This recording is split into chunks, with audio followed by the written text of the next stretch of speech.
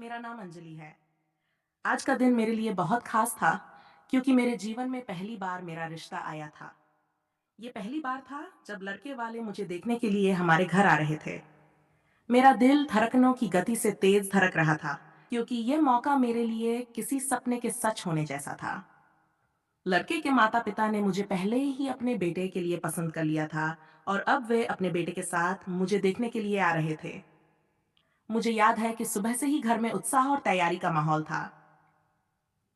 माँ और पापा पूरे जोश से सब कुछ संभाल रहे थे।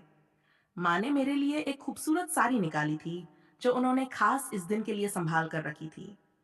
मैं थोड़ी नर्वस थी पर अंदर ही अंदर बहुत खुश भी थी। ये ख्याल ही मुझे रोमांचित कर रहा था कि शायद आज मेरे जीवन का नया अध्याय शुरू होने जा रहा है।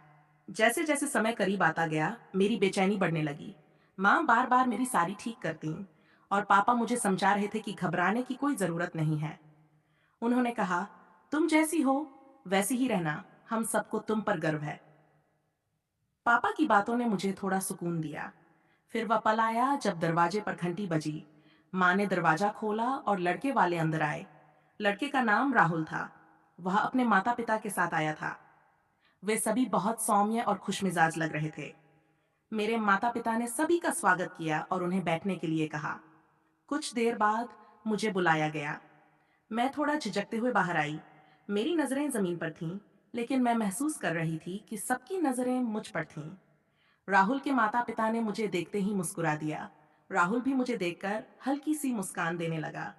मेरी घबराहट धीरे-धीरे कम होने लगी, क्योंकि उनका स्वभाव बहुत ही मिलनसार था। हमारी बातचीत शुरू हुई। राहुल के माता-पिता ने मुझसे मेरी पढ़ाई, शौक और जीवन के बारे में सवाल पूछे। मैंने सरलता से उनके सवालों का जवाब दिया। राहुल भी बीच-बीच में मुझसे कुछ पूछता और मैं जवाब देती। हमारी बातचीत सहज और सरल थी। राहुल एक समझदार और विचारशील इंसान लगा और मुझे भी उससे बात करने में अच्छा महसूस हो रहा था। बातचीत के बाद हमारे माता-पिता ने एक दूसरे से रिश्ते के बारे में बात की। सब कुछ बहुत ही अच्छे माहौल में हो रहा था। थोड़ी देर बाद राहुल के माता-पिता ने हामी भर दी कि उन्हें ये रिश्ता बहुत पसंद है और वे इसे आगे बढ़ाना चाहते हैं। यह सुनकर मेरे माता-पिता की आंखों में खुशी की चमक थी। मुझे भी अंदर से बहुत अच्छा लग रहा था। उस दिन का अंत बहुत सुखद और संतोषजनक था। मेरा पहला रिश्ता सफल रहा और अब मेरे जीवन में एक नया अध्याय शुरू होने जा रहा था। सब कुछ बहुत अच्छा चल रहा था और दोनों परिवार इस रिश्ते को लेकर बहुत खुश थे। लेकिन जैसे ही बात आगे बढ़ी, कुछ अप्रत्याशित समस्याएं उभरने लगीं। राहुल के माता-पिता ने हमारे घर से विदा लेते समय कहा था कि वे जल्द ही एक पंडित जी से मिलकर शादी की तारीख तय करेंगे। सब कुछ ठीक लग रहा था, लेकिन अगले दिन एक फोन आया जिसने माहौल को बदल दिया। राहुल की माँ ने मेरी माँ को फोन किया और कहा, हमें कुछ जरूरी बात करनी है। हमें लगता है कि कुछ चीजों पर फिर से चर्चा करनी होगी। माँ इस बात से थोड़ी चिंतित हुई, लेकिन उन्होंने मुझसे कुछ नहीं कहा। अगले दिन राहुल के माता-पिता फिर से हमारे घर आए, लेकिन इस बार उनका स्वभाव पहले जैसा नहीं था। वे थोड़े गंभीर लग रहे थे। बातों बातों में राहुल के पिता ने कहा, हम चाहते हैं कि शादी से पहले कुछ और बातें तय हो जाएं, ताकि बाद में कोई परेशानी न हो। पापा ने जब उनसे स्पष्ट पूछा कि वे किस बात की चर्चा करना चाहते हैं, तो राहुल के पिता ने दहेज की बात छेड़ दी। उन्होंने कहा, हम ये तो नहीं कह रहे कि हमें बहुत कुछ चाहिए, लेकिन जैसा कि रिवाज होता है, कुछ देना लेना तो होना ही चाहिए। और अगर आप अपनी बेटी की खुशी के लिए कार का इंतजाम कर सकें, तो बेहतर होगा। ये सुनकर घर का माहौल अचानक भारी हो गया। मेरे पापा के चेहरे पर हल्की नाराजगी दिखने लगी, लेकिन उन्होंने शांति से जवाब दिया, हमारी तरफ से हम अपनी बेटी को जो भी देना होगा, हम देंगे, लेकिन इस तरह से मांग रखना हमें सही नहीं लगता। राहुल की माँ ने बीच में कहा, देखिए, हम सिर्फ अपने बेटे का भविष्य देख रहे हैं। आजकल तो हर किसी के पास कार होती है। हम बस इतना ही चाहते हैं कि हमारी बेटी ससुराल में किसी तरह की असुविधा न महसूस करे। यह सुनकर मेरे पापा चुप हो गए। माँ भी थोड़ी असहज दिखने लगी। उन्होंने मुझसे कुछ नहीं कहा, लेकिन मैं समझ गई कि यह समस्या इतनी छोटी नहीं थी। मुझे यह समझ नहीं आ रहा था कि अचानक सब कुछ इतना बदल कैसे गया। राहुल खुद इस बातचीत में चुप था और उसकी चुप्पी मुझे और परेशान कर रही थी। मुझे लगा कि वह इस स्थिति में कुछ कहेगा, लेकिन उसने कुछ नहीं कहा। उसकी यह खामोशी मुझे अंदर से विचलित कर रही थी।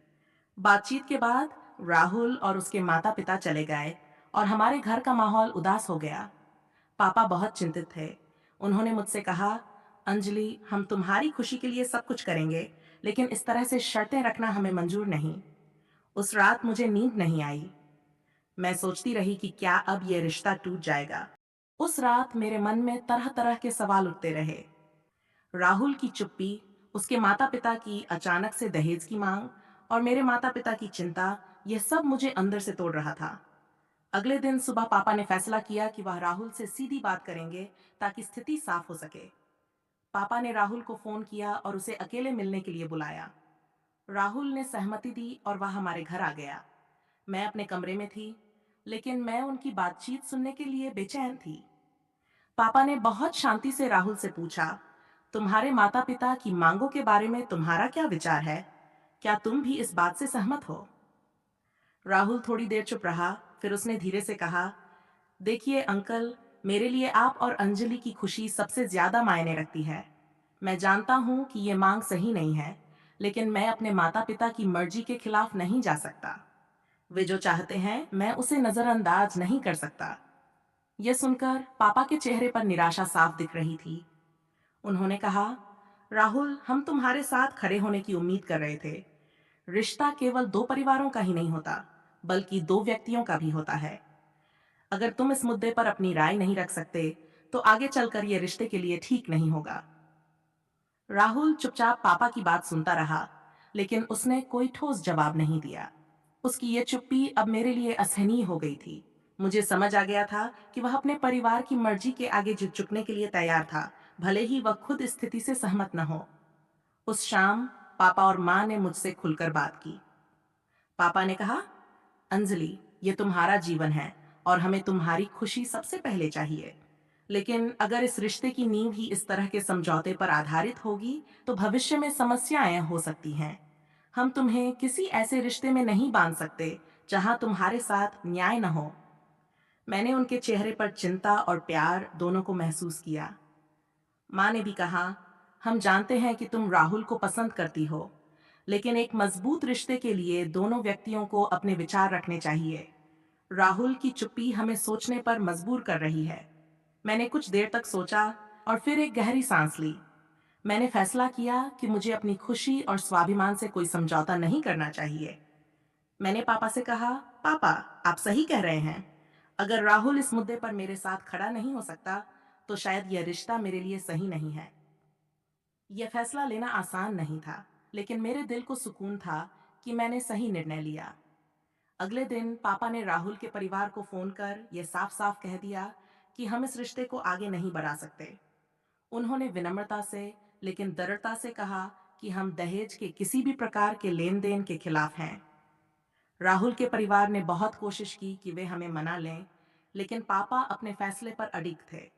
मैं जानती थी कि यह कदम मुश्किल था, लेकिन यह मेरे भविष्य के लिए सही था। धीरे धीरे चीजें सामान्य होने लगीं और मैं भी इस निर्णय के साथ आगे बढ़ने लगी। मैंने खुद को मजबूत महसूस किया, क्योंकि मैंने अपनी गरिमा और मूल्यों के साथ समझौता नहीं किया। कुछ समय बाद मैंने सुना कि राहुल की शादी किसी और से हो गई, लेकिन मैंने कभी पीछे मुड़कर नहीं देखा। मेरे जीवन में एक नया अध्याय शुरू हो चुका था और मैं जानती थी कि एक दिन मेरा सही जीवन साथी मुझे मिलेगा, जो मेरे साथ हर परिस्थिति में खड़ा होगा।